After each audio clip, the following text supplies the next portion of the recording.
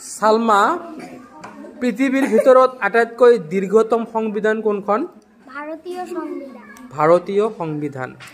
আমাৰ এই ভাৰতীয় সংবিধানখন প্ৰস্তুত কৰিবলৈ কিমান সময় লাগিছিল 2 বছৰ 11 মাহ 18 দিন 2 বছৰ 11 মাহ 18 দিন বঢ়িয়া সিট ডাউন বুজাইবা সংবিধান সভাৰ সভাপতি কোন আছিল ডক্টৰ ৰাজেন্দ্ৰ প্ৰসাদ আৰু সংবিধান সভাৰ খচৰা কমিটিৰ নেতাগৰাকী কোন আছিল ডক্টৰ ভীমৰাও আম্বেদকাৰ বঢ়িয়া sit down thank you sir Omar Farooq ভাৰতীয় সংবিধানখন কেতিয়া সংবিধান সভাত গৃহীত হৈছিল